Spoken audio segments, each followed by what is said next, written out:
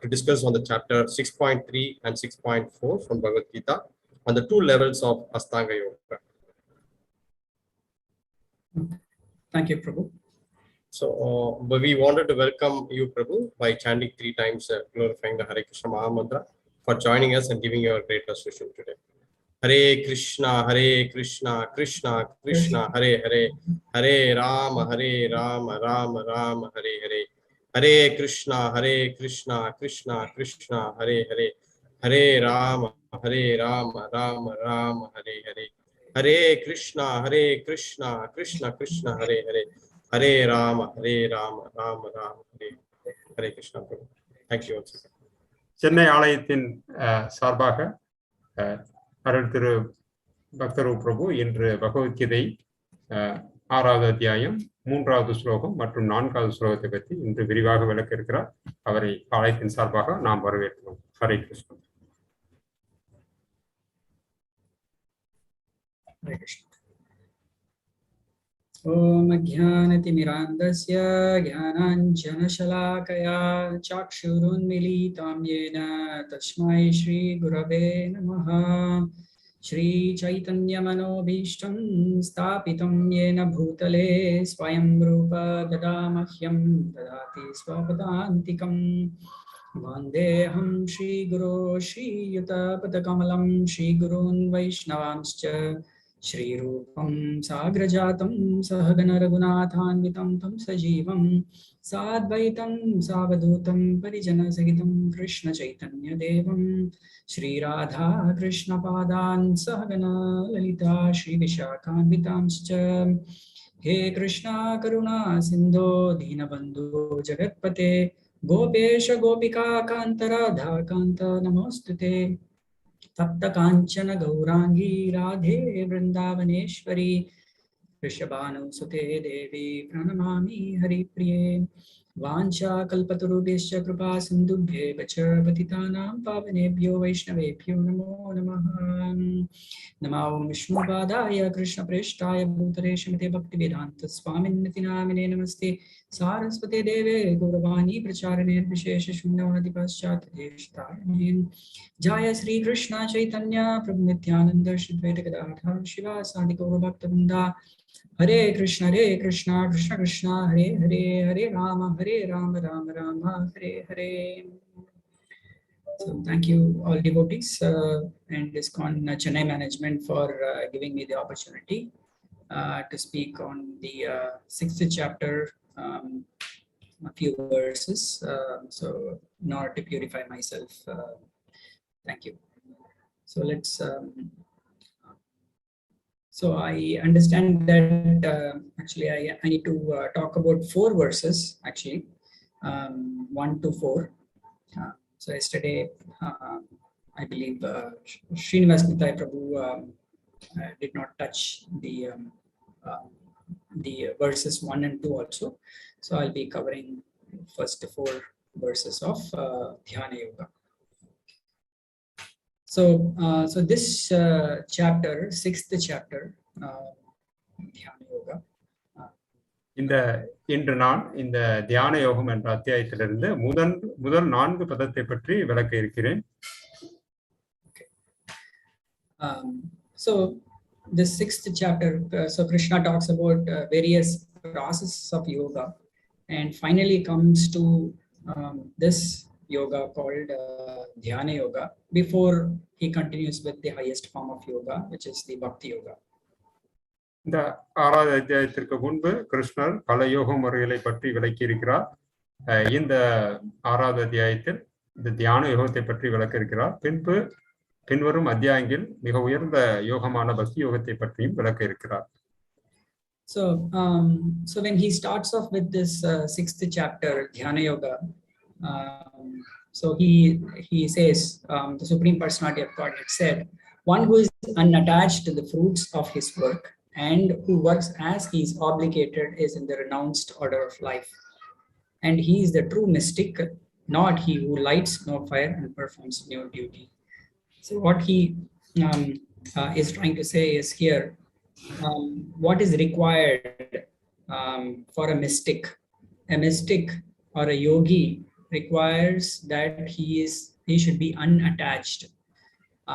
So that is the requirement. So he has to be renounced.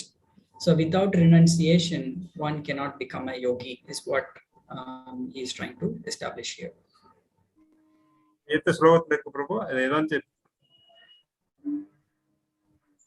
Hare Krishna. Hare Krishna, கேக்குதா? Yes, Prabhu. Prabhu, எந்த ஸ்லோகம் Prabhu இது? Actually, இந்த நீங்க ஒரு definition மாதிரி சொன்னீங்க. Yeah, this is the first shloka, 6.1. Okay. Yeah. பகவான் இந்த முதல் பதத்தில் செயலின் பலன்களில் பற்றற்று கடமைக்காக செயலாற்றுபவனே சந்நியாசியும் உண்மையான யோகியும் ஆகிறானே தவிர வேள்வி நெருப்பை மூட்டாதவனும் செயலாற்றுபவனும் அல்ல. So he explains that one must renounce to become a yogi. அதாவது யோகி ஆவதற்கு ஒருவர் பலன்களை துறக்க வேண்டும். So without becoming a renounced person, there is no meaning to yoga. அதாவது செயலின் விளைவு செயலால் வரக்கூடிய அந்த பலன்களை துறக்காதவரை அவர்கள் இந்த யோக முறைக்கு வருவது சாத்தியமல்ல. So in the beginning, in the second chapter, Krishna explains about the higher taste. So he was talking about the higher taste. So one can give up the lower taste by taking up the higher taste. Bhagavad Gita 2வது அத்தியாயத்தில் கிருஷ்ணர் இந்த உயர்ந்த ருசியை பற்றி சொல்கிறார். உயர்ந்த ருசியை அடைந்தவர்களால் மட்டுமே இந்த தாழ்ந்த இன்பத்தை விட முடியும். So if one still hold on to the lower taste, so it means that one has not attained the higher taste actually. இந்த தாழ்ந்த இன்பத்திலே பற்றுதல் கொள்பவர்களால் இந்த உயர்ந்த இன்பத்திற்கு ஏற்றம் பெற முடியாது. And Srila Prabhupada is very merciful that in all his commentaries of different yoga systems, whether it is karma yoga or jñāna-yoga or even this dhyāna-yoga, so he always focuses on the final part of the yoga, which is the culmination of everything, which is bhakti-yoga. பிரபுபாதர் ஒவ்வொரு அத்தியாயத்திலும் பல பதங்களில் அவர் தனது விளக்க உரையில் அவர் இந்த பக்தி யோகத்தின் மேன்மையையே எப்பொழுதும் வலியுறுத்தி கூறுகின்றார். Yes, because that is the aim of final yoga. அதுவே இந்த யோகத்தினுடைய குறிக்கோளாக இருக்கின்றது. So whenever Krishna talks about karma yoga, varnashrama or jnana-yoga or even dhyāna-yoga, one should not think that okay, yes, this is what I need to follow. ஒருவர் இந்த கர்ம யோகத்தையோ ஞான யோகத்தையோ தியான யோகத்தையே நாம் படிக்கும் பொழுது இதுவே இறுதியான லட்சியம் என்ற முடிவுக்கு வரக்கூடாது. Because Krishna always in every chapter end, he always focuses on bhakti yoga. Even in this dhyana yoga, finally he says that the highest yogi is one who always thinks of me. So in that way, bhakti yoga is the person who is intimately connected in me is the highest form of yogi. கிருஷ்ணரே ஒவ்வொரு அத்தியாயத்திலும் முடிவில் அவர் பக்தி யோகமே சிறந்தது என்று குறிப்பிடுகிறார். உதாரணமாக இந்த அத்தியாயத்தில் யார் என்ன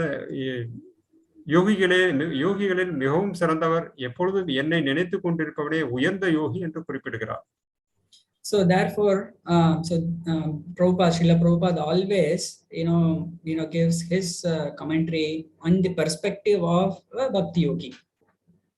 ஆகவே ஸ்ரீல பிரபுபாத் தனது ஒவ்வொரு விளக்க உரையிலும் பக்தி யோகத்தை முதன்மைப்படுத்தியே தனது விளக்க உரையை ஒவ்வொரு பதத்திற்கும் அவர் கொடுக்கின்றார்.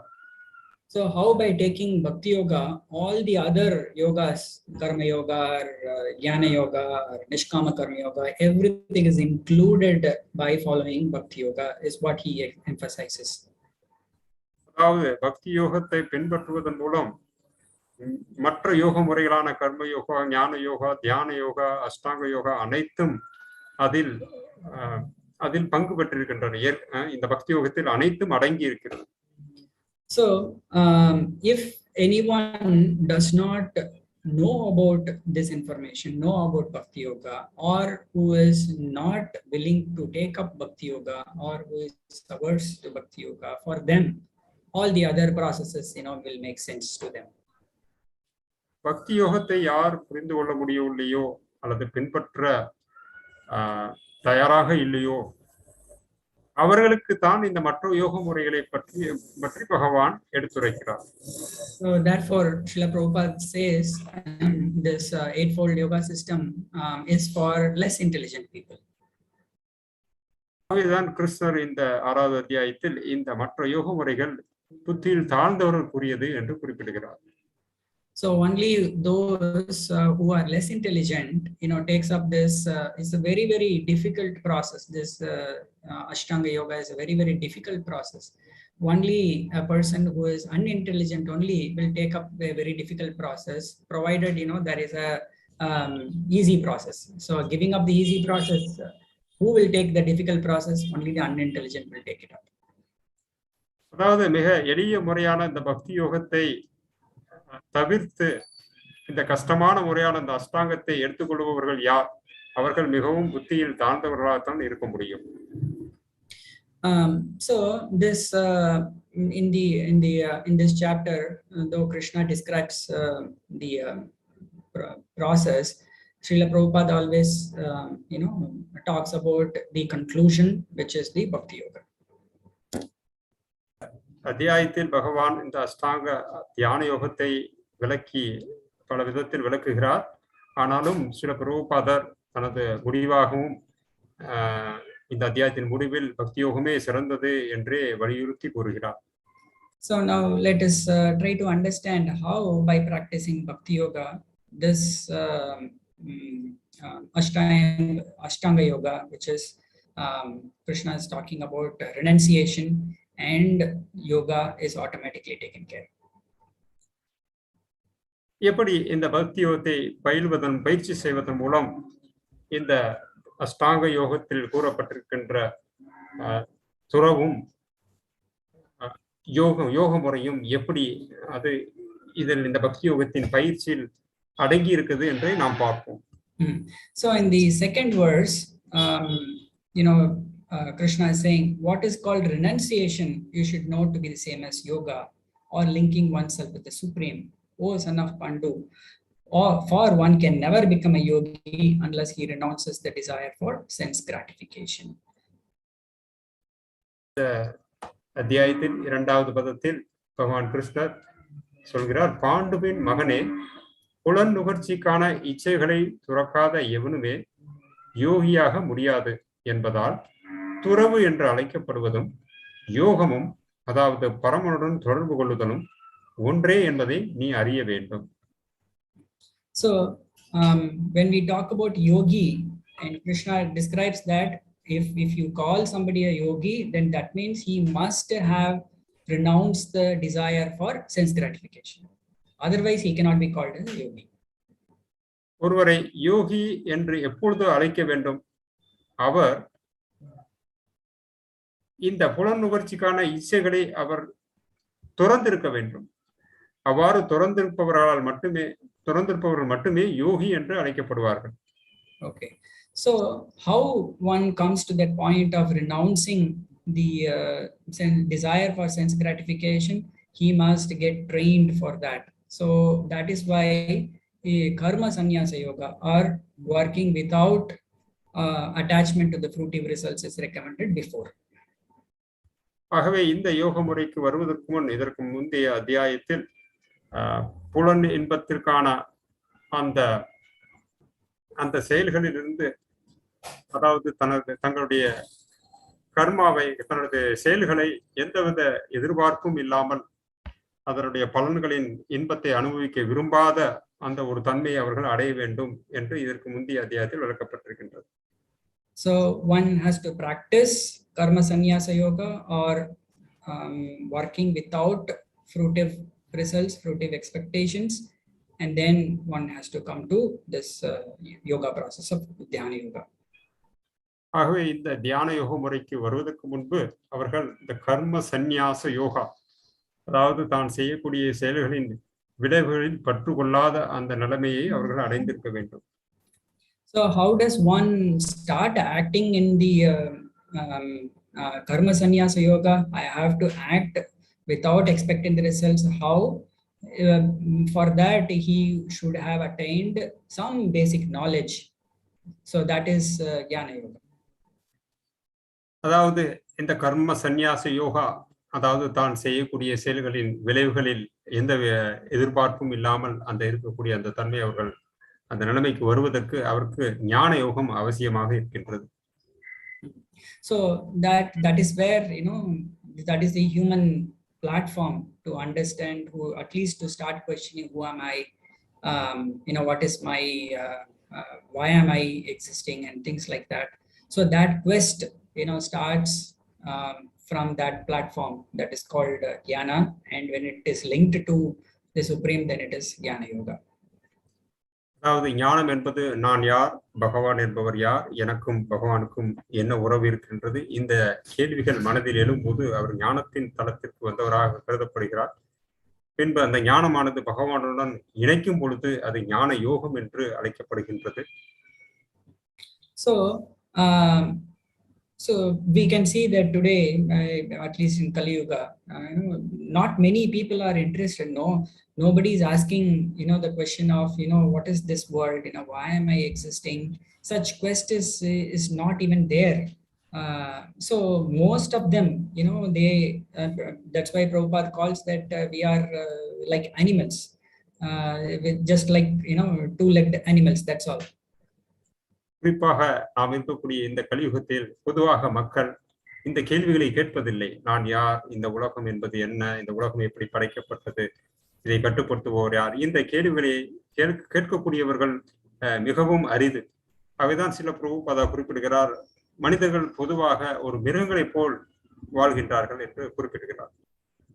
So especially this is true in Kali Yuga, where it is described that our intelligence are manda, and we are you know, unfortunate mandavagya. So like that our situation is you know, so pathetic. So not even in the platform of jnana. அதனால் உண்மை நிலைமை என்னவென்றால் இந்த கலியுகத்தில் மந்த பாக்கிய, அதாவது துரதிருஷ்டவசமாகவும் மிகவும் சோம்பேறிகளாகவும் மக்கள் எந்த ஆர்வமும் இல்லாமல் இருக்கின்றார்கள். அதனால் நமது இந்த மக்கள் மிகவும் கவலைக்கிடமான ஒரு நிலைமையில் இருக்கிறார்கள். அதனால் அவர்கள் ஞானத்தின் தளத்தில் இருப்பதில்லை. So how does one come to at least that human platform of inquiry? Yes, Krishna is because we are all attached to different material sense objects and trying to do sense gratification so much. So at least you know how to bring them is the desire of Krishna. So ஆகவே பொதுவாக மக்கள் இந்த புலன் இன்ப பொருட்கள் மீது மிகவும் பற்றுதல் உடையவர்களாக இருக்கிறார்கள். புலன் இன்பத்தில் மிகவும் நாட்டமுடையவர்களாக இருக்கிறார்கள். அவர்களை எப்படி அந்த உயர்ந்த தளத்திற்கு அழைத்து வர முடியும் என்பதையே இங்கு பகவான் அந்த வழியை கூறுகின்றார். So that is why he starts off with the yoga called karma yoga, where he says that, oh, okay, you are attached to, you know, different material objects, fine, but at least try to, you know, try to give up the results of your activities for the supreme. In that way you will slowly develop the intelligence to start for the spiritual quest. So then பகவான் முதல் படியாக ஒரு மனிதன் தான் செய்யக்கூடிய அந்த செயல்களின் விளைவில் பற்று கொள்ளாமல் இருக்கக்கூடிய அந்த முயற்சியை எடுக்குமாறு அவர் முதலில் வலியுறுத்துகிறார். பின்புதான் அவர்கள் அந்த ஞானத்தின் தளத்திற்கு வர முடியும். So one starts with you know, person is getting very much attached to the sense objects, though he is enjoying the sense objects, he is asking to renounce a small portion of it in the service of the Supreme Lord, so that he can come to the platform of jnana and start asking questions that the cause of my suffering is because of the material attachment. Then he starts acting in a way that, oh, I should start acting such a way that I should act in such a way that I should not get attached to the sense objects, and then finally comes to the yoga platform. ஆகவேதான் முதலில் பகவான் ஒவ்வொரு மனிதனும் இந்த பொதுவாக இந்த புலனின்பத்தில் மிகவும் ஆர்வமுடையவராக இருக்கிறார்கள். ஆகவே அவர்கள் தாங்கள் முயற்சி செய்து கஷ்டப்பட்டு பெறக்கூடிய அந்த செல்வத்திலிருந்து ஒரு பகுதியை பகவானுடைய சேவைக்காக தியாகம் செய்யுமாறு வலியுறுத்தப்படுகிறார்கள். அவ்வாறு செய்வதன் மூலம் அவர்கள் படிப்படியாக ஞானத்தின் தளத்திற்கு உயர்ந்து பின்பு அவர்கள் ஏன் இந்த உலகத்தில் நான் கஷ்டப்படுகின்றேன் என்ற கேள்விகளை அவர் கேட்கும் அந்த சூழ்நிலை அவர்களுக்கு கிடைக்கும். So people are not really willing to forsake the fruits of their results. So that is why even Krishna, understanding that, he creates the system called varnashrama system, dharma system, where everyone based on his position, that system itself enables one to forsake a portion of their result of that activities in the service of the Supreme Lord, and slowly he elevates from the lower position to the upper position. So that is the varnashrama system. இந்த செயலின் பலன்களை துறப்பது மிகவும் கடினம். ஆகவே பகவான் இந்த வர்ணாசிரம முறையை கொடுத்திருக்கின்றார். இந்த வர்ணாசிரம முறையை பின்பற்றுவது மூலம் ஒவ்வொரு வர்ண ஆசிரமத்தில் இருக்கக்கூடிய அவர்கள் செய்யக்கூடிய அந்த தொழிலை பகவானுடைய சேவைக்காக, உயர்ந்த நோக்கத்திற்காக அவர்கள் அந்த செயலில் ஈடுபடுவதன் மூலம் படிப்படியாக வர்ணாசிரம தர்மத்திலிருந்து மேலும் அவர்கள் முன்னேற முடியும். But the process of bhakti-yoga does not depend on a person has to start acting in karma yoga, and then he has to rise to the platform of dhyana, and then he has to come to the platform of this astanga yoga, and then only proceed further. It doesn't depend on that. ஆனால் பக்தி யோகத்தை நேரடியாக பயிற்சி செய்பவர்கள் இந்த படிப்படியான வழிமுறையின்படி வர வேண்டிய அவசியம் கிடையாது. இந்த படிப்படியான வழிமுறை என்பது முதலில் கர்மயோகத்தில் ஒருத்தர் பயிற்சி செய்து பின்பு அதிலிருந்து ஞான யோகத்திற்கு உயர்வு பெற வேண்டும், பின்பு அதிலிருந்து தியான யோக முறைக்கு உயர்வு பெற வேண்டும். ஆனால் இந்த பக்தி யோகம் இது எதையும் சார்ந்து இருக்காமல், இந்த படிப்படியான வழியில் செல்லாமல் நாம் நேரடியாக பகவானுடைய சேவையில் ஈடுபட முடியும். So in the third and fourth shlokas of this dhyāna-yoga, Krishna talks about the stages, so ārurukṣa stage and the yogārūḍha stage, where he talks about the person who is in the beginning stages of this yoga is called ārurukṣor, and the person who is in the top level is called yogārūḍha. இந்த மூன்றாவது பதத்தில் பகவான் இந்த யோக முறையில் ஆரம்பிப்பவர்களுடைய ஒரு பெயரில் அழைக்கின்றார். பின்பு அதை முன்னேறியவர்களை ஒரு யோகமாக அவர் குறிப்பிடுகிறார். So he says those who are in the beginning stages are, for them work is said to be the means, and those who are already reached the highest stage, then cessation of all material activities said to be the means, is what he is explaining in the third shloka. அதாவது இந்த தியான முறைக்கு ஆரம்ப நிலைக்கு மாணவனுக்கு அவர் செயலை துறப்பதே ஒரு வழியாக அவர் சொல்கிறார். ஆனால் முன்னேறியவர்களுக்கு அவர் ஜடச்செயல்களை துறப்பதே வழியாக அவர் கூறுகின்றார். Srila Prabhupada explains in his purport that the entire yoga system is considered to be a ladder, not just the astanga yoga ladder. So he describes the entire yoga system starting from the jñāna-yoga until bhakti-yoga. So karma, jnana, yoga, forms the bottom portion of the ladder, and a person climbs from karma yoga, jnana yoga, and dhyana yoga, and finally to bhakti yoga is considered to be a ladder. So the beginning stages, they are called for them they have to work. No, they should not give up the work saying that okay, I have because I wanted to be a sannyasi, I should, renounce the work. So that is not the recommendation for people in the beginning stages. Srila பிரபுபாதர் இந்த முழு யோக முறைகளை ஒரு ஏணிப்படியுடன் ஒப்பிடுகிறார். அதில் ஒவ்வொரு படியும் ஒரு யோக முறையை குறிக்கின்றது. முதல் படி கர்மயோகம், இரண்டாவது படி ஞான யோகம், மூன்றாவது படி தியான யோகம், கடைசியாக அது பக்தி யோகத்தில் முடிவு பெறுகின்றது. இதில் இந்த தியான யோகத்தில் இருக்கக்கூடிய ஆரம்ப நிலை பயிற்சி பண்ணுபவர்களுக்கு குறிப்பாக அவர்கள் செயலை துறக்கக்கூடாது என்று வலியுறுத்தப்படுகிறார்கள். அவர்கள் தாங்கள் செயலை துறந்து ஒரு சன்னியாசியாக ஆக வேண்டும் என்று அவர்கள் முயற்சி செய்யக்கூடாது. அவர்களுக்கு செயலை செய்து கொண்டே செயலின் பலன்களை துறக்க வேண்டும் என்றே கூறப்படுகிறது. So even Krishna explains in the beginning of Bhagavad Gita that if my mind is attached to the sense objects, but I am trying to be a renunciate, you are only an imposter or a mithyachara ucyate. So you cannot cheat being attached to the sense object, but you wanted to be a renounced person. That is not possible. பகவான் இரண்டாவது அத்தியாயத்தில் மித்யாச்சாரா, அதாவது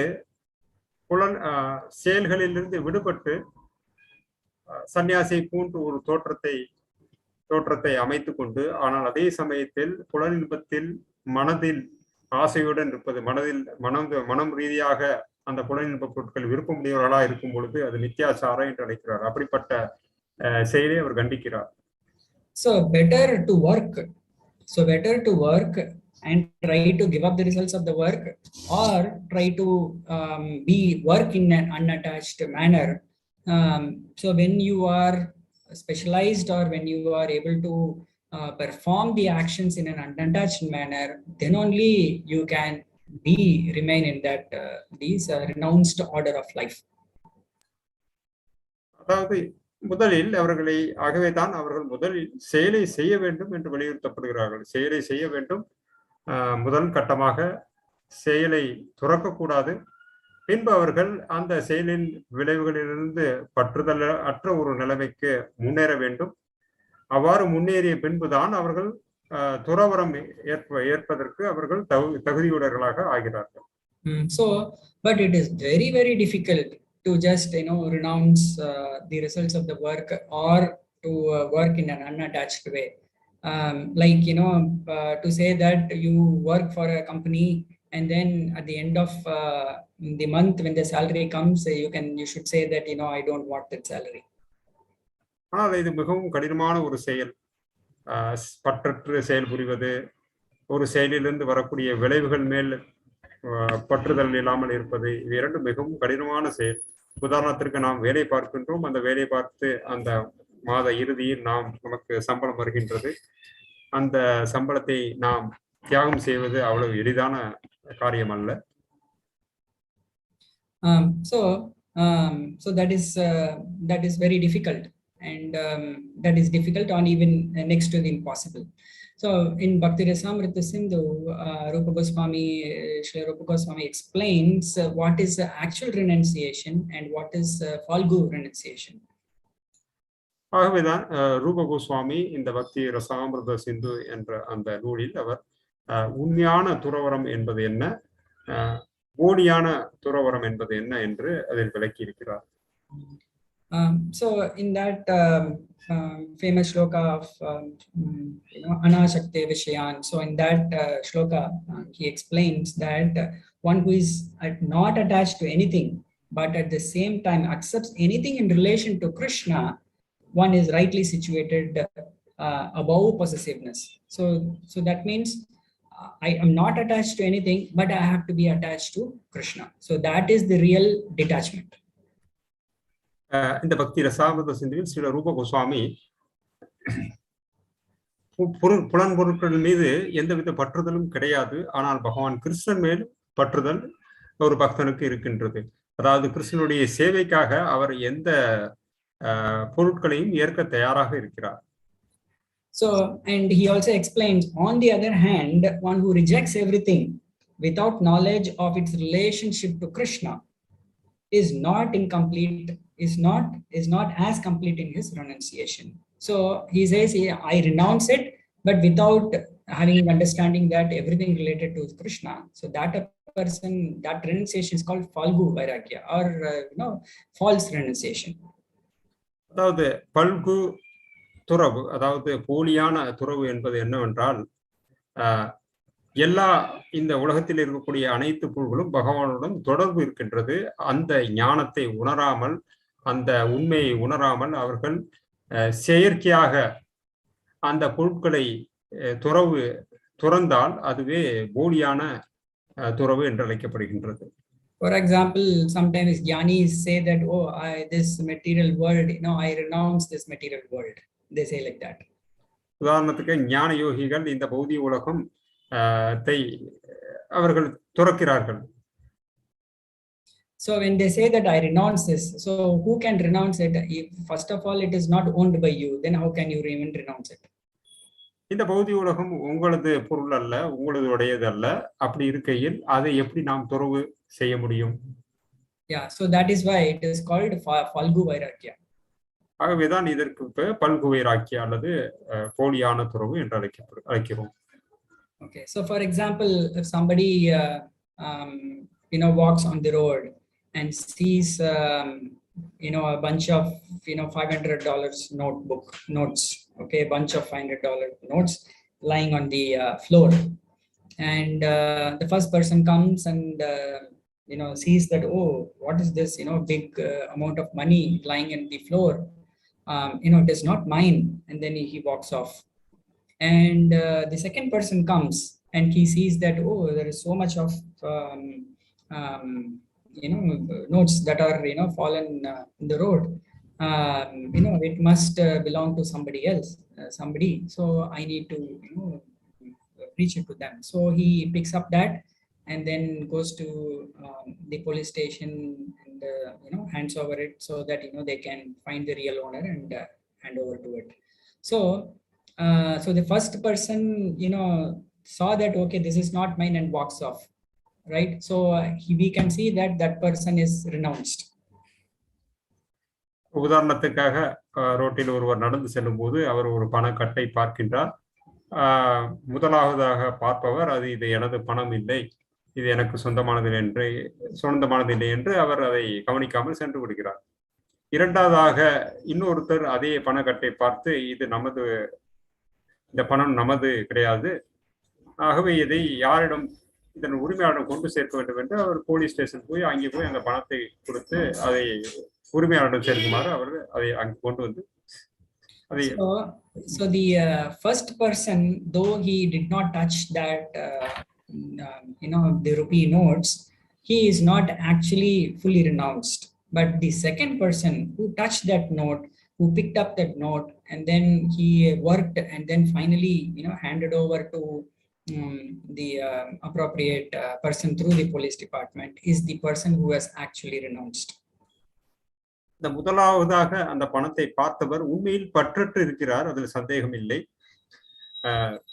ஆனால் அந்த இரண்டாவது நபர் அந்த பணத்தை பார்க்கின்றார், அந்த பணத்தை அதனுடைய உரிமையாளரிடம் கொண்டு சேர்க்க வேண்டும் என்று முயற்சி செய்கிறார். ஆகவே உண்மையில் துறவரம் போன்றவர் என்ற யாரை இந்த இரண்டில் யாரை குறிப்பிட வேண்டும் என்றால் அதில் இரண்டாவது நபரையே நாம் உண்மையான துறவரம் போன்றவர் என்று சொல்கிறோம்.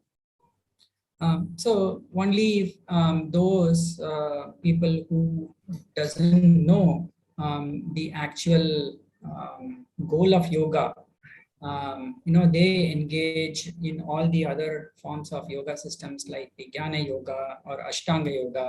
It is also astanga yoga is also called Patanjali yoga, or many different names that is called. So that yoga system is very, very difficult to follow because there are astanga yoga means it has got 8 different steps.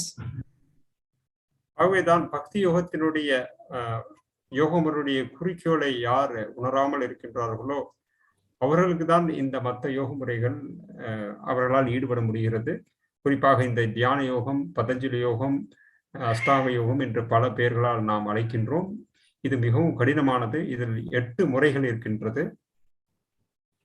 So in the later part, Krishna describes about in detail where the 8 steps are defined as the yama, niyama, asanas, and pranayama, pratyahara, dharana, and finally ends up in samadhi. So in these stages, the first 4 stages are very, very preliminary stages. இந்த அஷ்டாங்க யோக முறையில் 8 பகுதிகள் இருக்கின்றது. அதில் யம, நியம, ஆசன, பிராணாயாம, பிரத்யாகார, தாரண, தியான, சமாதி, இப்படி 8 பகுதிகளாக இது அடங்கி இருக்கின்றது. இந்த முதல் 4 பகுதிகள் யம, நியம, ஆசன, பிராணாயாமம் முதல் அதில் ஆரம்ப பயிற்சிகளாக நாம் பார்க்க வேண்டும். So in the current material world, when people talk about dhyana, mostly they talk about different asanas. That's all.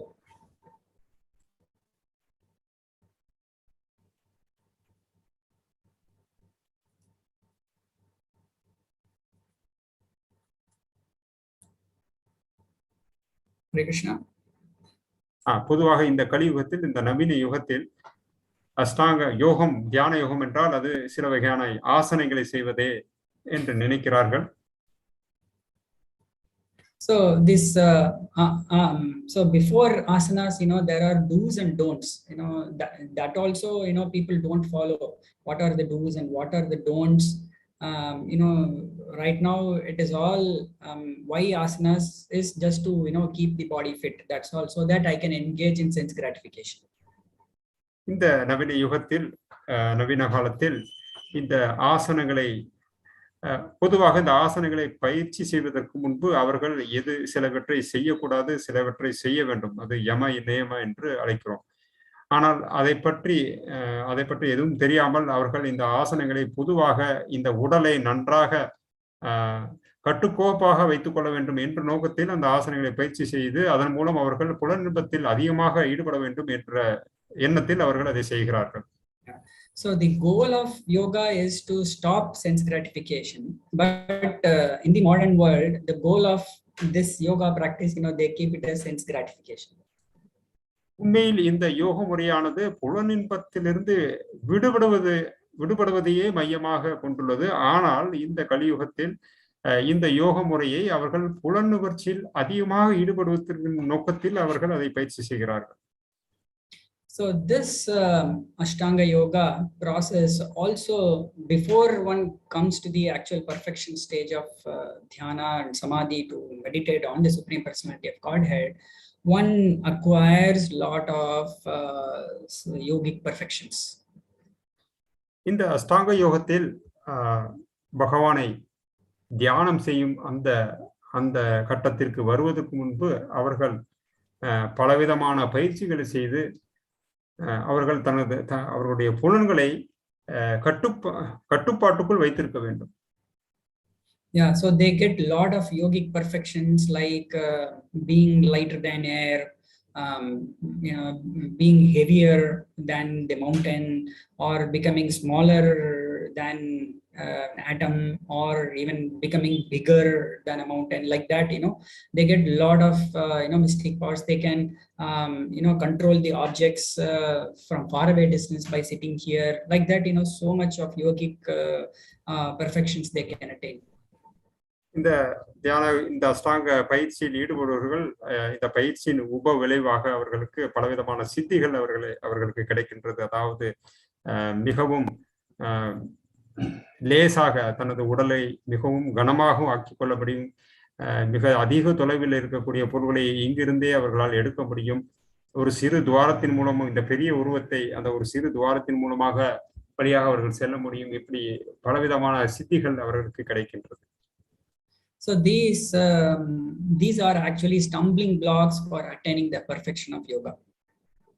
இந்த மாதிரி கிடைக்கக்கூடிய இந்த யோக சித்திகள் அவர்கள் உண்மையில் தங்கள் இலக்கை அடைவதற்கு ஒரு தடைக்கல்லாக அமைகின்றது. But being captivated by such perfections, many stop. They think that is the actual perfection of yoga, and they don't even proceed further. ஆகவே இந்த மாதிரி யோக சித்திகளை அவர்கள் பெற்ற பின் தங்களது இறுதி இலக்கை அவர்கள் மறந்து விடுகிறார்கள். இந்த யோக சித்திகளினுடைய கவர்ச்சியினால் அவர்கள் மேலும் முன்னேற்றம் அடையாமல் இந்த கட்டத்திலே அவர்கள் நின்று விடுகிறார்கள். So there are many such yogis doing ashtanga yoga practice even today in the northern side, like Himalayas and other places. They do practice such mystic yoga practices.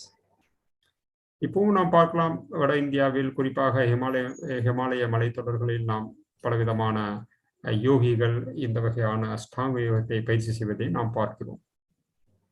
Then one such lecture I've heard about a particular yogi who was demonstrating his yogic powers. So for example, he was taking a very big iron rod and doing some yogic siddhis, showing his siddhis to the public. இந்த யோக சித்திகளை பற்றி நானும் பல உபன்யாசத்தில் கேள்விப்பட்டிருக்கின்றேன். அதாவது சில யோகிகள் மக்களுக்கு முன்பாக அவர்கள் பலவிதமான பயிற்சிகளை செய்து ஆச்சரியமூட்டும் பயிற்சிகளை செய்து காமிக்கிறார்கள். குறிப்பாக ஒரு நெருப்பு துண்டை கையில் எடுத்து அதை வைத்து பலவிதமான செயல்கள் அவர்கள் செய்து காண்பிக்கிறார்கள். So in that example, he was giving that there was a wall, a very big wall, and this yogi was taking a big iron rod and then putting on adjacent to that wall, and then he was pushing that iron rod with his eyes. Eyes are very soft, but he's pushing that iron rod with his eyes, and then he just pierced that wall with that rod, and then it entered the other way. இந்த ஒரு யோகி இந்த என்ன செய்கிறார் என்றால், ஒரு நெருப்பு கம்பியை எடுத்துக்கொண்டு அதை ஒரு சுவரின் மேல் வைத்து தனது கண்களை கொண்டு அந்த இரும்பு கம்பியை கண்களை கொண்டு அழுத்தி அந்த சுவரினுடைய அந்த பக்கம் போகுமாறு அதில் துளையிட்டு அந்த பக்கம் போகுமாறு அவர் செய்ய முடிகிறது அந்த யோக சித்தியின் மூலமாக. So like that, he has been, performing such, supernatural, feats, and people were, astonished and clapping and then, giving some money to him. So இந்த மாதிரி அதிசயத்தக்க செயல்களை அவர்கள் மக்களுக்கு முன்பாக செய்து காமிக்கும் போது அவர்களும் அதை பார்த்து மிகவும் ஆச்சரியப்பட்டு இப்படிப்பட்ட யோகிகளை அவர்கள் மிகவும் சக்தி படைத்தவர்களாக பார்க்கிறார்கள். So the speaker was speaking to him and was asking, what is, how are you and what is your life and things like that. And he was revealing about his personal life, saying that I have a family and I have children also. But because all my life I have been just practicing this ashtanga yoga, I don't know any other job. So because to maintain my family, I am just performing all these feats. அப்பொழுது அந்த வித்தையை பார்த்து கொண்டிருந்த மக்கள் அவரிடம் கேட்கும் பொழுது, நீங்கள் யார், எங்க இருக்கிறீர்கள், இந்த மாதிரி விசாரிக்கும் பொழுது அவர் சொல்கிறார், நான் இந்த அஷ்டாங்க யோகத்தை நான் பல விடமாக பயிற்சி செய்தேன். பின்பு நான் கிரகஸ்த வாழ்க்கைக்கு வந்த பின் எனக்கு வேற எந்த தொழிலும் எனக்கு தெரியாது. ஆகவே இந்த அஷ்டாங்க யோகத்தை தவிர வேற எதுவும் எனக்கு தெரியாது. ஆகவே இந்த வித்தைகளை வைத்து நான் இப்பொழுது எனது வாழ்க்கையை நடத்தி கொண்டிருக்கின்றேன் என்று அவர் விளக்குகிறார். So as you can see that how Prabhupada is mentioning that what is the use of all these yogic practices. Somebody may say that I'm trying to get a mango in my hand, like that in the air. But if we just go to a vegetable shop or a fruit shop, there are hundreds and thousands of mango you can get it, right? So what is the use of trying to do such magic feats? Finally, like that person is just struggling to maintain his family. ஆகவே பிரபுபாதர் கூறுவது என்னவென்றால், இந்த மாதிரி இந்த யோக சித்தியினுடைய உண்மையான பயன்தான் என்ன? ஒரு உதாரணத்துக்கு ஒரு யோகத்தை பயிற்சி செய்தவர் ஒரு மாம்பழத்தை அவருடைய யோக சக்தியால் அவரை வர வைத்து நம் முன் காமிக்க முடியும். ஆனால் நாம் மார்க்கெட் சென்றால் அங்கு எத்தனையோ மாம்பழத்தை நாம் வாங்க முடியும். ஆகவே இந்த மாதிரி இந்த யோக சித்தியினால் என்னதான் பலன் அவர்களுக்கு கிடைக்கின்றது? இதன் மூலம் அவர்கள் தங்கள் வாழ்க்கையை ஜஸ்ட் மெயின்டைன் பண்றாங்க அப்படின்னு தான் அவர் சொல்றாரு. So Prabhupada also explains about a person was barking like a dog, exactly, barking like a dog. And then Prabhupada used to say, what is this? Look at the dog. Dog is already barking naturally. So why are you trying to imitate? ஒரு யோகி ஒரு நாயை போல் குறைக்கும் அந்த சக்தியை பெற்றிருக்கலாம். ஆனால் அதனால் என்ன லாபம்? இயற்கையாகவே ஒரு நாய் கூட குறைத்து கொண்டுதான் இருக்கின்றது. இயற்கையாக அந்த செயலை செய்கின்றது. அந்த செயலை செய்வதற்கு ஒரு யோகத்தை பயின்று அந்த செயலை செய்து காண்பிப்பதனால் என்னதான் நன்மை? And once somebody asked Srila Prabhupada, Prabhupada, can you show us magic? Can you show us your siddhis magic? And Prabhupada said, just look behind me, and that is my magic. That's what he said. பிரபுபாதை பார்த்து ஒரு பக்தர் கேட்கிறார், நீங்க தான் ஒரு மந்திர யோக சக்தியில அதாவது வெளிப்படுத்த முடியுமா என்று கேட்கிறார். அப்போது பிரபுபாதை சொல்கிறார், எனக்கு பின்னால் பாருங்கள், எனது மந்திர வித்தையை நீங்கள் எனக்கு பின்னால் பாருங்கள், உங்களுக்கே தெரியும் அப்படி சொல்கிறார். So behind Srila Prabhupada were standing his innumerable disciples from the Western countries. They were hippies, they were drug addicts, they were addicted to all such illicit things. But they have become they have given up everything, became totally pure, became saintly, and rose to the level of sannyasis, paramahamsas. அப்பொழுது பிரபுபாத தனக்கு பின்னே காண்கிறார். அங்கு அவருடைய பல சிஷ்யர்கள் இருக்கிறார்கள். அவர்கள் பொதுவாகவே அந்த பக்திக்கு வருவதற்கு முன்பாக அவர்கள் போதைப் பொருட்கள் சாப்பிடுபவர்களாகவும் ஹிப்பிகளாகவும் பலவிதமான மோசமான செயல்களை செய்து கொண்டிருந்தார்கள். ஆனால் பக்தர்கள் ஆனதற்கு பின்பு அவர்கள் எல்லா விதமான கெட்ட விஷயத்தை விட்டுவிட்டு ஒரு தூய பக்தியை பயிற்சி செய்யும் நிலைமைக்கு அவர்கள் முன்னேறி இருக்கிறார்கள். சில பிரபுபாத இதையே குறிப்பிட்டு காண்பித்து இந்த வகையான மிகப்பெரிய மாற்றத்தை ஏற்படுத்தியதே மிக சிறந்த ஒரு யோக சித்தி என்று கூறுகிறார். Yes, so this is the actual, mystic.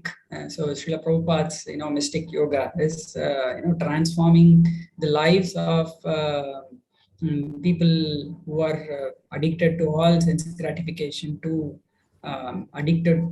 He made them addicted to Krishna.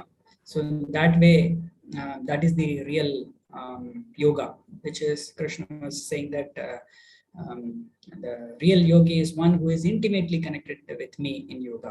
So that he is the highest topmost yogi. So ஆகவே உண்மையான யோகம் என்பது இங்கு சில பிரபுபாத் எப்படி செய்து காண்கிறாரோ ஒரு மனிதன் ஒரு பௌதீக நாட்டத்தில் இருக்கக்கூடிய ஒரு மனிதனை பௌதிக பற்றிலிருந்து விடுபட்டு அவர்களை பகவான் கிருஷ்ணன் மேல் பற்றுதல் கொள்ளுமாறு அவருடைய வாழ்க்கையை மாற்றி காண்பிக்கிறார். இதுவே உண்மையான ஒரு யோக சித்தி என்று நாம் பார்க்கிறோம். பகவான் கிருஷ்ணரே சொல்கிறார், அனைத்து யோகங்களும் யார் என்னை எப்பொழுதும் நினைத்து கொண்டு இருக்கிறார்களோ அவர்களே உண்மையான யோகி என்று பகவானும் இந்த 6வது அத்தியாயத்தில் குறிப்பிட்டிருக்கிறார். So the highest form of yoga is Krishna consciousness. And what is Krishna consciousness? Prabhupada explains that need to have that basic knowledge that I am the servant of the Supreme Personality of Godhead. I am part and parcel of the Supreme Personality of Godhead, and my duty is to engage in the service of the Supreme Personality of Godhead. ஆகவே உயர்ந்த யோகம் என்பது கிருஷ்ண உணர்வையே நாம் சொல்கிறோம். இங்கு ஒருவர் தான் கிருஷ்ணனுடைய தொண்டன் என்று முழுமையாக புரிந்து கொள்கிறார். நான் பகவானுடைய அம்சம் என்று தெரிந்து கொள்கிறார். எனது கடமை பகவானுக்கு சேவை செய்ய வேண்டும் என்பதே எனது உண்மையான கடமை என்றும் அவர் புரிந்து கொண்டிருக்கிறார். ஆகவே இதுவே மிக உயர்ந்த யோகமாக கிருஷ்ண உணர்வை நாம் குறிப்பிடுகிறோம். So why he understands that my duty is to serve Krishna? ஏன் அவர் பகவான் கிருஷ்ணருக்கு தொண்டு செய்வதே தனது கடமையாக அவர் நினைக்கிறார்? Because he fully understands that I am part and parcel of the Supreme Personality of Godhead, Krishna. ஏனென்றால் நான் பகவானுடைய ஒரு நுண்ணிய அம்சம் என்று நன்றாக புரிந்து கொண்டிருக்கிறார். if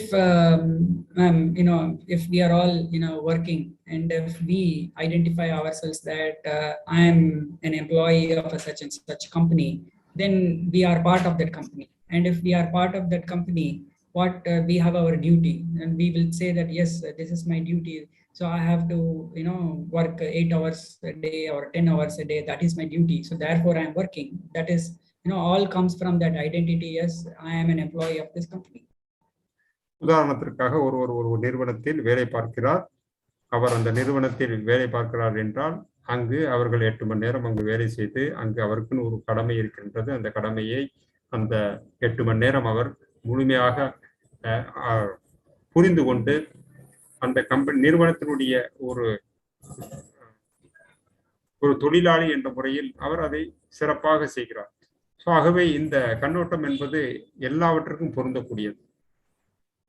So similarly, if one really understands that I am a part of the Supreme Personality of Godhead, Krishna, so then naturally the person will start engaging in the service of the whole, which is Krishna.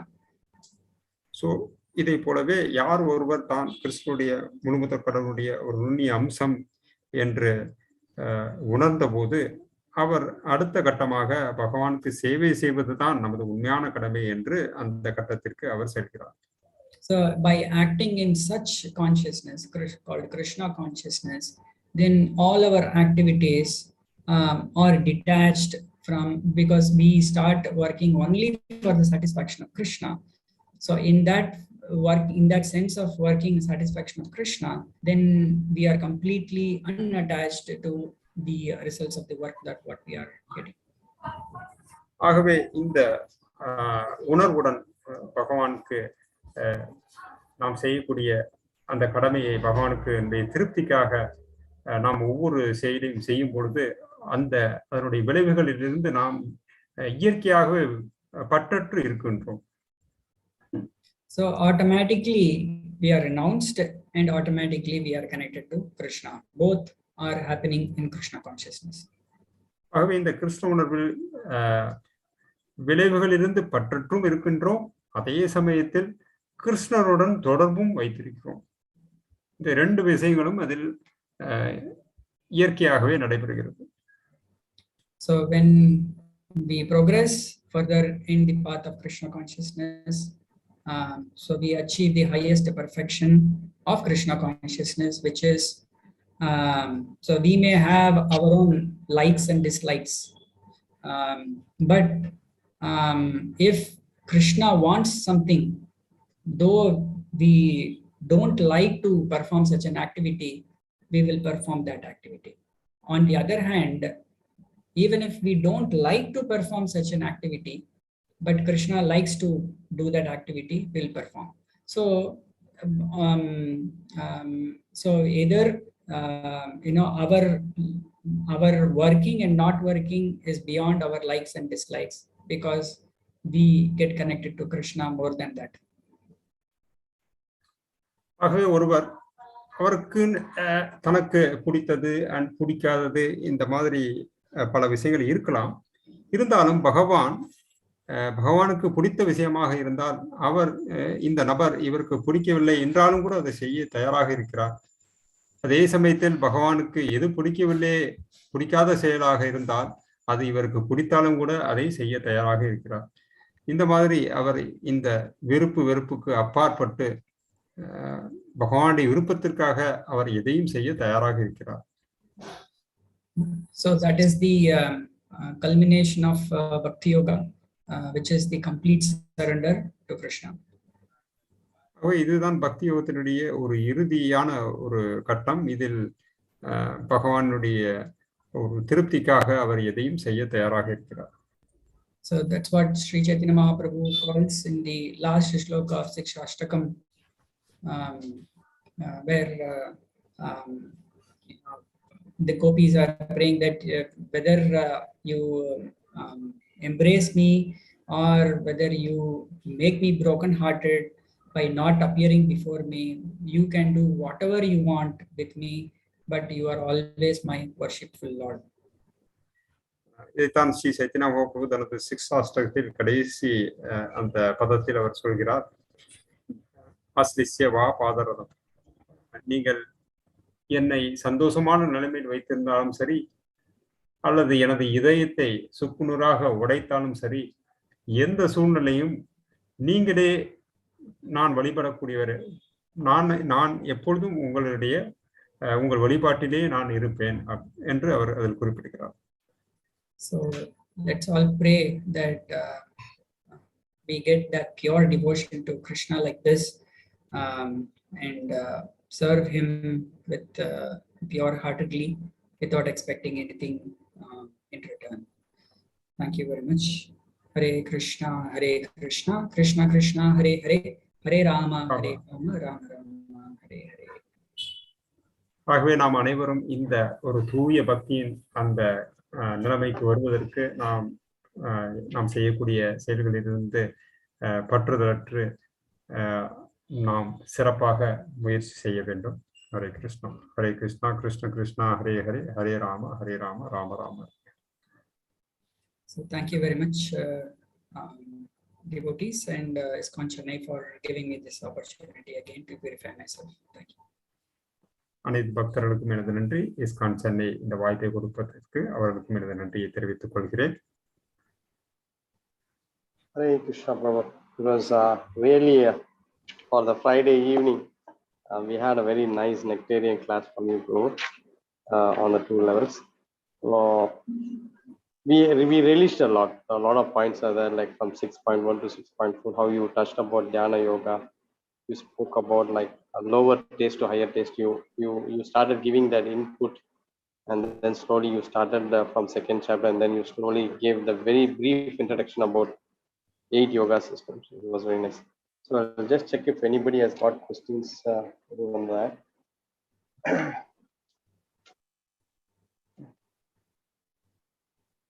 And also you were discussing about yogārurukṣa stage and yogārūḍha.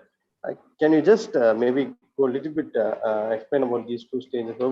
I was able to see that in the purport where Srila Prabhupada was saying about the higher ladder and the highest ladder for yogārūḍha stage and the beginning as so can you just explain a bit on that? Yeah, yes, Prabhu. So what I understood is one of the requirements for practicing this yoga is to renounce from the material association. In other words, the desire for material sense gratification must be there to practice yoga. So that is the requirement. So if I don't have that requirement, so the first step is to get that requirement. How to get that requirement is I have to work first, and then only I can become renounced from the. So I have to demonstrate myself that I am detached from material sense gratification. So unless one shows the demonstration that yes, I have got the required qualification, then only he can start or move up higher. So that is why Krishna says one who is in the beginning stages, which is technically called as the ārurukṣa stage. In the ārurukṣa stage, the recommended process is yes, you perform the work and demonstrate and slowly come to the point of being renounced from the sense gratification. Then you can go higher. So that is the ārurukṣa stage. So work is said to be the means. So Krishna says that them who is beginning in the yoga practice, work is said to be the means.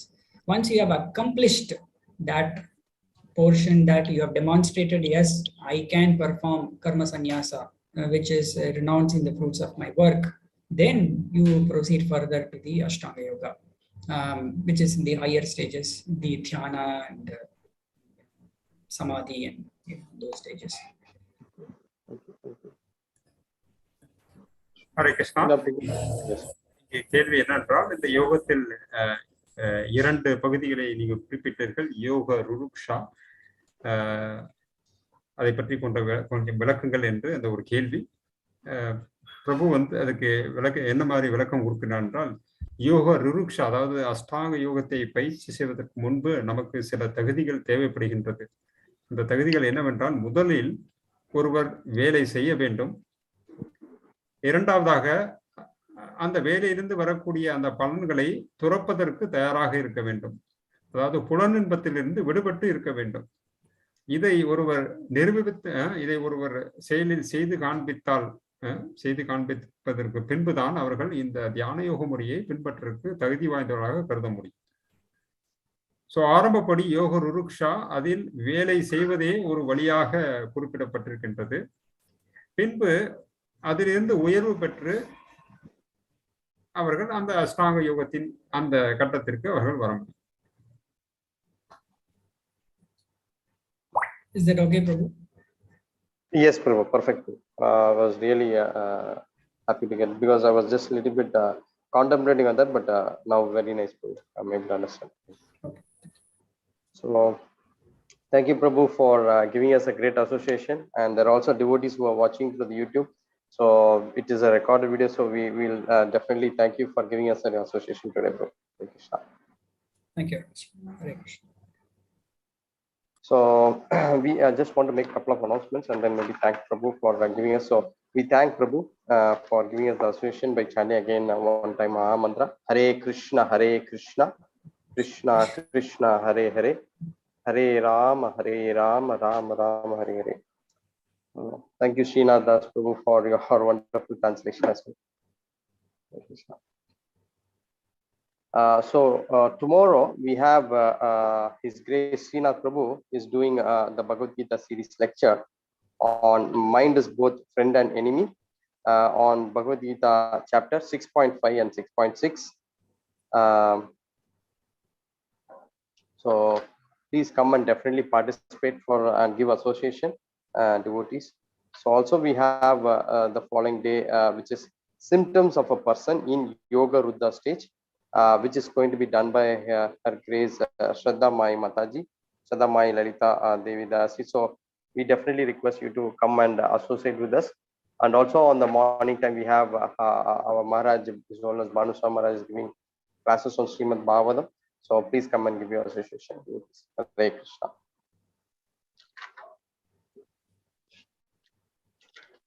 So thank you, Prabhu. Thank you, devotees. So wind up here. Thank you very much. Hare Krishna. Vancha kalpatarubhyascha upasindubhayavascha patitanam pavanebhyo vaishnavebhyo namo. Ananta koti vaishnavindaki jai. Pad jai. Kaura prema dere haribo.